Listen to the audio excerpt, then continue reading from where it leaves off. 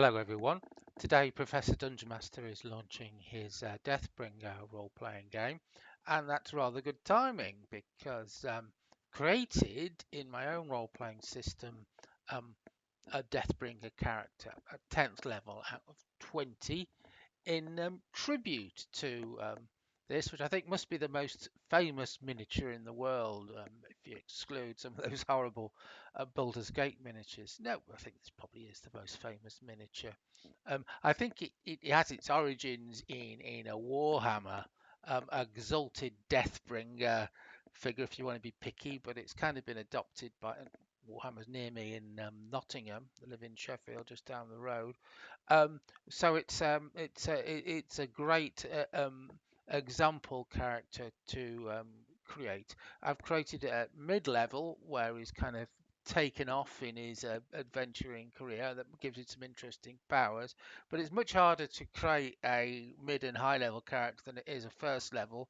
First level in my own system, Shatterheart is really easy. You can do it in 5 minutes. You've got a database set up, it does all the calculations for you.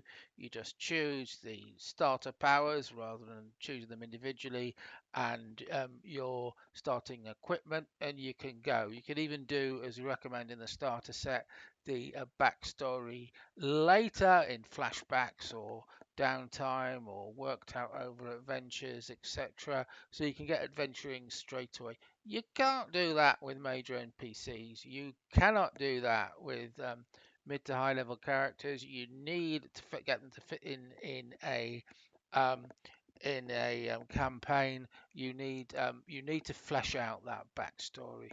Okay, so what do we know about Deathbringer? Well, is a dark paladin. That's obvious. One of the problems with Dungeons and Dragons character creation system is the Dark Paladins no longer appear in the options. There used to be a NPC only option in 5th edition Dungeon Master's Guide, oddly enough, and they're not in 5.5e. The great advantage of the character classes system in Shatterheart, which is designed from the ground up to fix everything that's wrong with Dungeons and Dragons, is you have no subclasses because each of the classes is infinitely customizable. Well, it's infinitely customizable, but certainly atoms in the universe level when you multiply everything out. In that you can swap out spell schools and all kinds of things to create, instead of radiance damage, replace it with void damage. You can do all of those things, so that makes it much, much easier to create a Deathbringer character. And I also tweaked the actual some of the powers and abilities, really just so we could get just the character that we want, and that of course is there and available to every single um, other class. Now, if we go to my character sheet here, which I've got. Okay, so here we have Deathbringer. As we can see, he's mainly seen with his two-handed axe. Um, Sometimes I've seen variants of this model with one-handed axe and shield, but I think archetypally um, um, he uses a two-handed axe. Um, so that's what we're going to go for. We're going to go for a damage dealing Dark Paladin. Now, okay, so let's start with what his lineage would be. Um, well, he's certainly a big guy, isn't he? So he's, in terms of lineage, it would have to be larger than normal humanoid. In the game, humanoids um, are size 4. Small humanoids like dwarves are size 3. Large humanoids like elves are size 5. Certainly not an elf. He's not a freak, is he? So I think the best fit for him would be as a Neanderthal, which is kind of Sasquatch size, about a head taller, 6 or 7 feet taller than a human. In the game, that for balance reasons, there are no player character lineages, we call them, that are bigger than that, like Goliaths, that would be completely, or Knolls, that would be completely imbalancing. Okay, so we've set him down as a male Neanderthal paladin, um, um, and that and then you have a choice of four character statistics, attributes: beef, jock, geek, and riz, which are self-explanatory. And for each of those, you have a saving throw number, little repel rolls in the game, where you also add your um, level proficiency bonus. At level 1, your level proficiency bonus is 0, by the way, in this game, and it goes up to 2 at level 2, 3 at level 5, and 4 at level 10.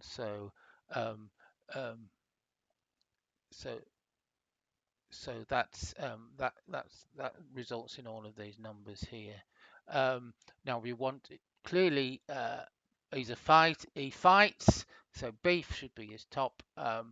You have an array of +2, +1, 0, 0 to start with, so that is his +2, and he gains another point because of his level progression.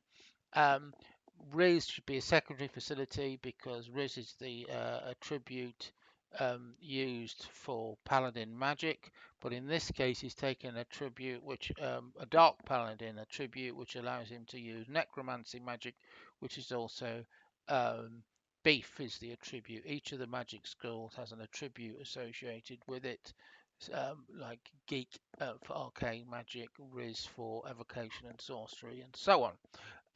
So in this case, this is a dark paladin that specializes in necromancy magic, um, and he it's, this is all based on a database which automatically calculates all of these numbers for you, like his squish points, 112. He's taken um, a leveling up feature called toughness, where he adds his level +1. So it's slightly higher than normal for paladins, but it's reasonable. You don't have player characters with hit points of 200 in this game. It's very unusual to have more than 100, and once you hit 10 level, you only get 3 squish points per level. It really slows down, and much like the named level system in the first edition of Advanced Dungeons and Dragons. It's designed to give you a boost at first and second level, moderate numbers through third to 10th level, and over 10th level, hit points really slow down. So I could even on the database where I don't have open, I could um, I could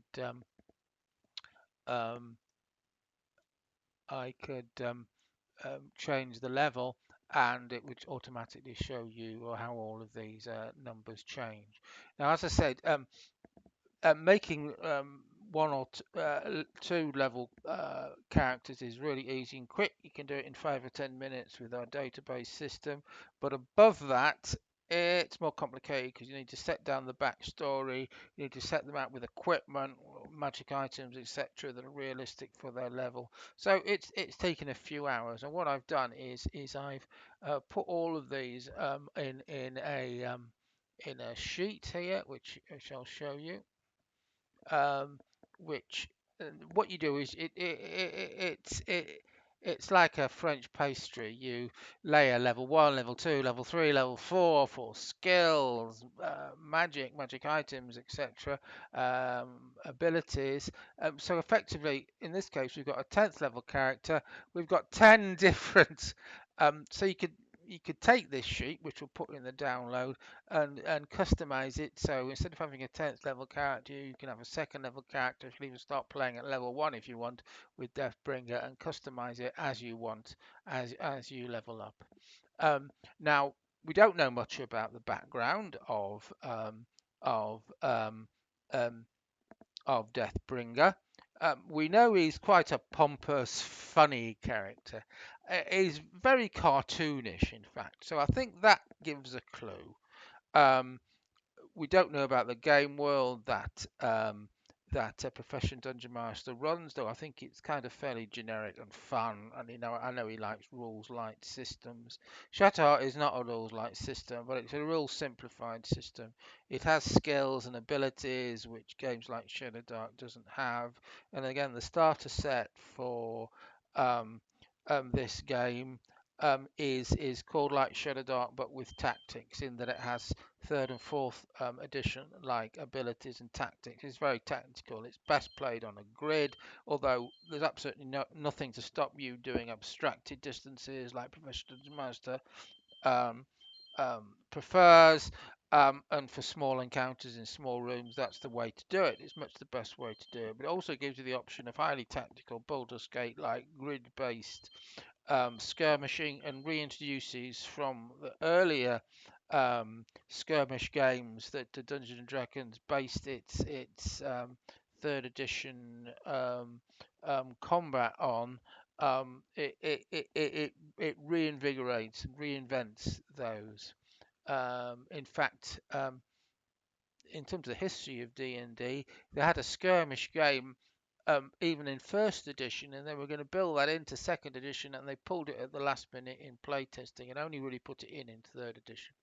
Interesting thought there, and you can see. Talk about that another day.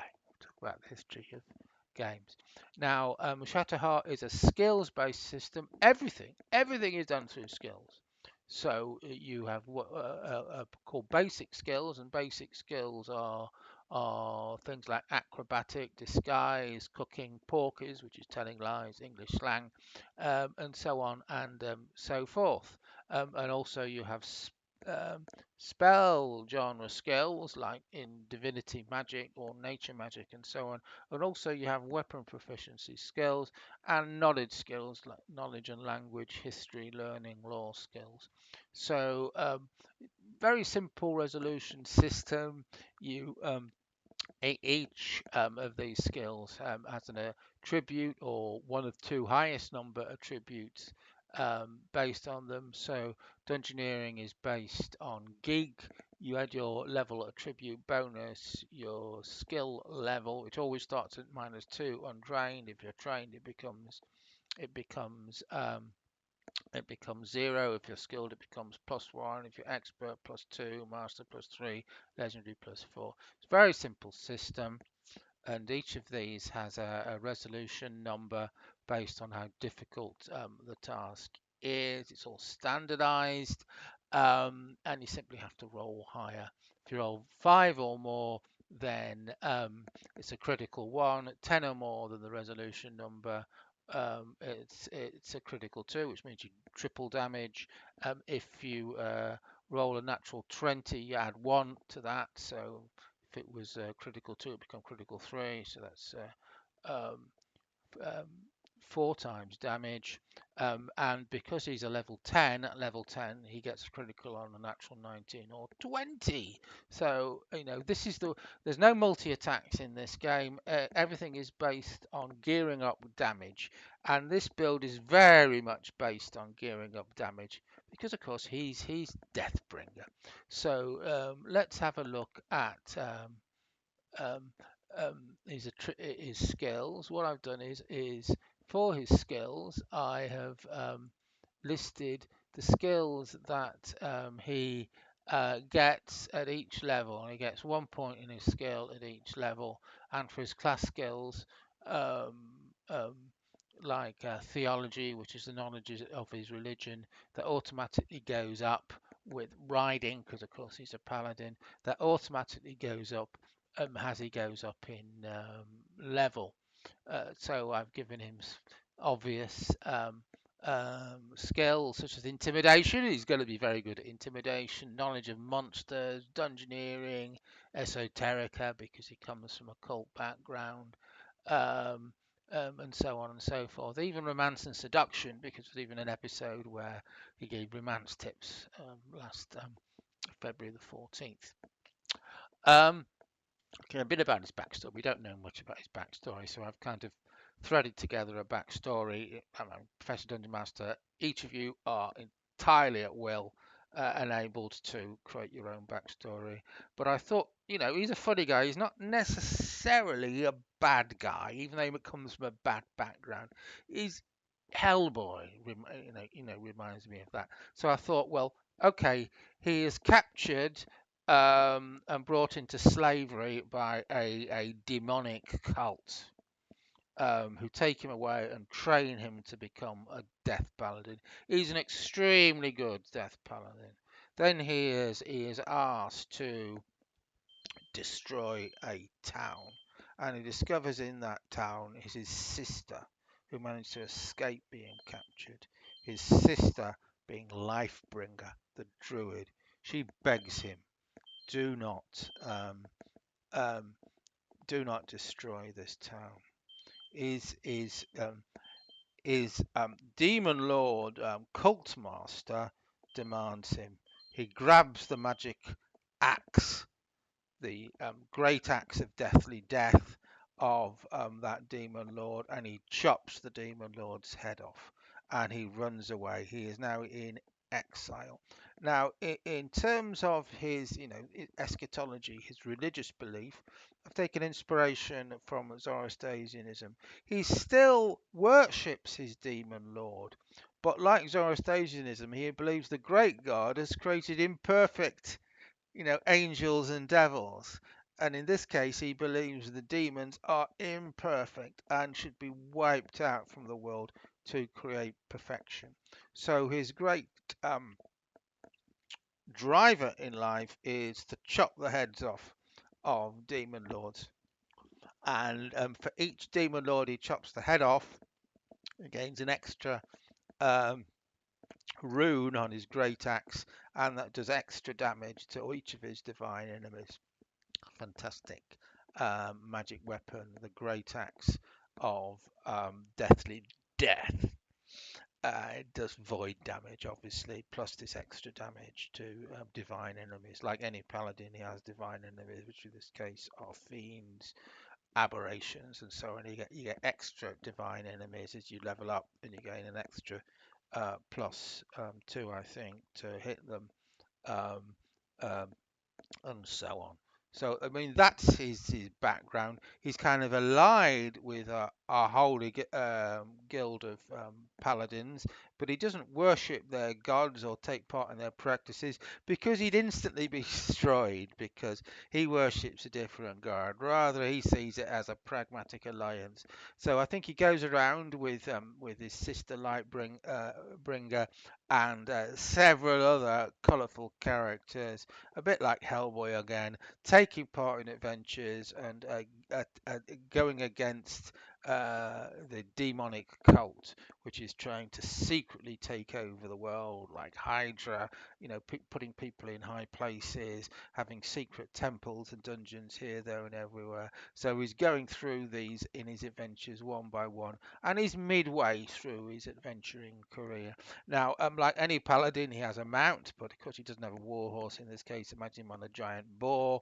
At 11th level, he'll get paladins normally get a celestial warhorse, which is flying Pegasus or something. But because he's a death paladin, he will obviously get a flying demon, and he's very much looking forward to undertaking the ritual to get his flying demon. Um, now he um, um, so um, this is the increases in the skills he gets, and if we just here on the front page of the character sheet, you'll see each of the skills he gets, like survival, which is survival of the wilderness, telling porkies, tend to industries, truck and trade. Oh, I should have told you, I gave him a weakness. Now, a weakness can be something like, blindness, blind in one eye, cowardice, a peg leg, and so on. But in this, and if you have a weakness, you get a +1 to one of your attributes, and I gave him +1 to his jot, which is the equivalent of agility or dexterity, and his weakness I've given as deadly earnestness. He basically says out loud the first thing in his head. He has no sense of irony, which I think very much is the character as played on Professor Dundermaster's channel. The accent, he needs to have Ralph Ineson's accent. He played Galacticus, of course, and of course the Green Man in the recent Green Man film. I think is very much Deathbringer is very much like the Green Man and inspired by the Green Man. He has a magical helmet. Which is the helmet of beyond death, which means if he gets his head chopped off, he can still live. He just puts his head back on and it welds back on. Um, and he has um, a final magic item, which are the boots of what are they called? Here we are. The boots of mighty leaping, which give him the barbarian abilities of great kick and great leap, which you might know from Diablo. Now, these are part of the barbarian archetype because the barbarian rushes around and smashes, rush, rush, rush. But Deathbringer's a bit like that. He's not just a tank. He's not a tank. He doesn't have any tank abilities. He has abilities to cause death and to cause destruction. So that's one of the things you can do because there's no subclasses in the game. You can, at your DM's agreement, agree to swap out one class ability with one from another class, provided it fits. Normally you can't swap out magic abilities if you've got no magic, for example, if you're a barbarian or you're a warrior. But a much simpler thing to do is just to give your characters magic items that give them the thing they miss. If you've got a monk that really wants to levitate, then just give them a headband of levitation or something. Then that would flesh that out. I should say his axe has a special ability called execution, and that gives exactly the same execution ability um, that outlaws, rogues in this game, can buy if they want to specialize in being executioners, which is extra damage if or even a death effect if your enemy is blooded or incapacitated or off guard. You can cause massive amounts of extra damage. So that really adds to the flavour of of um, of the game. He has in terms of his armour, he has heavy armour of um, of the Demon Lord, which gives him resistance to void and fire damage. Um, I thought about giving him making that adamantine, but perhaps a higher level because that would be really a legendary item. Adamantine armor, of course, negates criticals. Um, um, and the good thing about this game is, like Pathfinder, arms and armor, everything is done through runes. So if you get a new, even more powerful axe, which you might do through his adventures, you could just, with an enchanter's help, transfer all the runes onto the new magic item. Although I think there's a limit of depending on the rank of the magic item, but legendary items you can have a maximum of 5 runes, exceptional 4, rare 3, etc., etc., etc. Okay, so at each level in Shatterheart, you gain an extra ability on top of your starting abilities, and these swap every other level. One level you get a innate ability, which is passive. You might have resistance to bludgeoning damage, for example. That might be one ability. Um, um, or against certain types of saving throws, repel rolls as they're called here. And then every other level you gain an extra fighting ability, and then every level or every other level, depending if you've got magic or not. If you don't have magic, it's every level. If you've got magic, paladins have magic. It's every other level you get a leveling up ability. So at level 2 you get Warhorse and so on. Um, so I've given him his abilities. He has an ability called Merciless Cut, which basically you do extra damage as you pull your weapon out of your enemy. Based on your agility, you add your strength and your skill and your level bonus to your damage. So that really scales up with level. Inspiration from 13th age there, and this gives you, if you spend a point of faith, which is the resource available to paladins, you can spend faith points to on special abilities to add to an attack. Um, now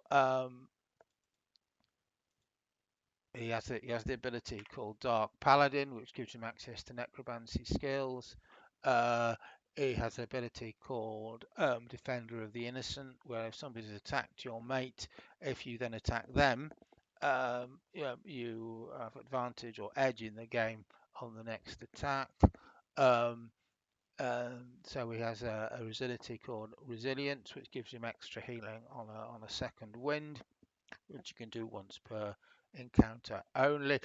He has toughness, which gives him extra squish points, but it's less powerful in this than Dungeons and Dragons. It's your level +1 to your squish points, and then you can have extra toughness, which is level +2. He doesn't have extra toughness. It's really only worthwhile at very high levels to get extra toughness, because otherwise your squish points don't scale. Uh, and he gets his 10th level ability of darkness aura. Paladins normally have a lightness aura. At 10th level, he has a darkness aura, and he has a few other um, abilities, like one called impregnable, which means you can make a repel roll at edge. It costs one action point, and one obviously focus point. Um, and he has an ability. Oh, I've already mentioned that, resilience. Okay. In terms of spells, I think these are fairly well known, but they're customized for Shatterheart. Like lay on hands, save the dying, bless Bane, although it's more likely to be Bane in his case. Toll of the Dead, which deathly bell rings above, and you can attack that target with an extra bonus. He has Taunt, ability called Field of Steel, which gives him extra damage with metal weapons. The ability to dismiss um, people from other creatures from other parallel planes, called Back from Whence You Came, like fiends. He has a Revivify to help him resurrect his companions, and a fantastic necromantic spell called Desiccate, which sucks all the water out of enemies. No use at all on undead, by the way. But if it's anything else, then even fiends, then you can just reduce them to dust. Grasping Grave, which is a fantastic spell where hands come up and grab you, and a top level, ninth level ability called Nightmare Smash, which gives you nightmares when you hit enemies and gives them extra nightmare, which is mental damage. And that's about it, really. Kind of a lot of tweaking has gone into, because it's a good playtest really for medium to high level characters here, to create Deathbringer. Please modify, comment, adapt, change the backstory in any way you wish. And if there's any requests to create a character based on your favorite icon from pop culture or wherever, just tell me and I'll make one for you. Thank you very much.